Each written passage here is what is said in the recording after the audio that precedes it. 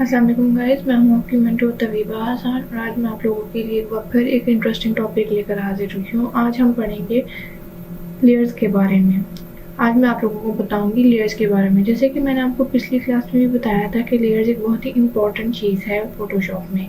इसमें आप हर ऑब्जेक्ट की लेयर्स को आप खुद बना सकते हैं, यानी to track a specific object you have to create a new layer for that object. आइए बढ़ते हैं अपने लेक्चर की तरफ।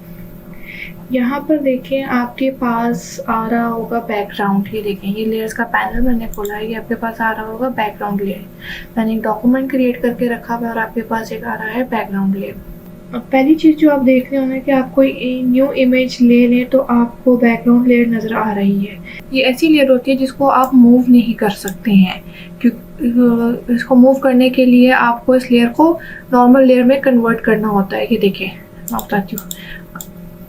आप इस पर इस तरह क्लिक करेंगे तो ये लिखा हुआ है currently selected layer is a background layer, you can not move a background layer or change it stacking order etcetera etcetera. और इसकी ओपेसिटी आप नहीं चेंज कर सकते, इसके अंदर क्या कहते हैं, इसके ब्लेंडिंग मोड आप चेंज नहीं कर सकते। इसको इन सब चीज़ों को आपने क्या कहते हैं, इन सब ऑप्शन को यूज़ करने के लिए पहले आपने इस लेयर को कन्वर्ट टू नॉर्मल लेयर पे क्लिक करना है।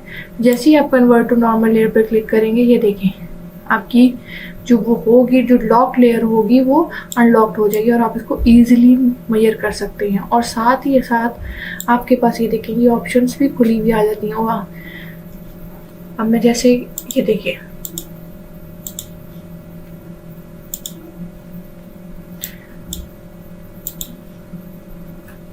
मैं अब इसमें कलर आपको करके बताती हूँ।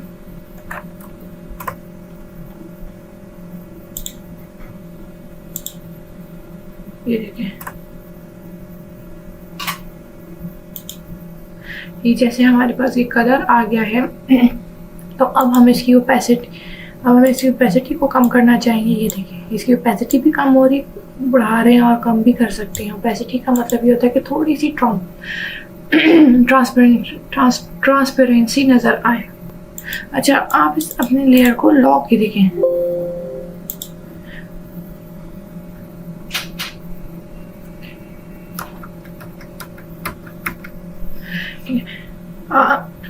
जब आपने क्या कहते हैं डबल क्लिक करेंगे अपने बैकग्राउंड लेयर पर तो ये एक ज़ीरो लेयर पर भी कन्वर्ट हो सकती है। आप इसको इस तरह भी कन्वर्ट कर सकते हैं। ये देखिए, जैसे आपने डबल क्लिक किया है तो ये ऑटोमेटिक लेयर का नाम आ गया, तो आप इसको ओके करेंगे तो ये एक नॉर्मल लेयर में कन्वर्ट हो गई है। अच्छा, यहाँ पर आपके पास एक ऑप्शन नज़र आ रही है कि न्यू लेयर। अगर आप क्या कहते हैं बैकग्राउंड लेयर पर काम नहीं करना चाहते हैं तो यहाँ पर आपके पास ये ऑप्शन आ रही है न्यू लेयर पर। इस पर क्लिक करेंगे तो आपके पास एक नई लेयर की ऑप्शन आ रही है। इसी तरह आप क्या कहते हैं डिफरेंट ऑब्जेक्ट्स को मूव करने के लिए और डिफरेंट ऑब्जेक्ट्स में चेंजेस लाने के लिए जो भी लेयर्स इस्तेमाल करेंगे वो आप इस तरह लेयर्स बनाते जाएंगे और उनमें चेंजेस करते जाएंगे। ये तो था आपका एक छोटा सा इंट्रोडक्शन रिलेटेड टू लेयर्स। अब आगे मज़ीद हम इसके बारे में पढ़ेंगे नेक्स्ट क्लास में। आई होप आपको ये वीडियो पसंद आई हो। अगर आपको ये वीडियो पसंद आई है तो इस वीडियो को लाइक, सब्सक्राइब और शेयर ज़रूर कीजिएगा और मुझे दे इजाज़त। अपना बहुत ख्याल रखिएगा। अल्लाह हाफिज़।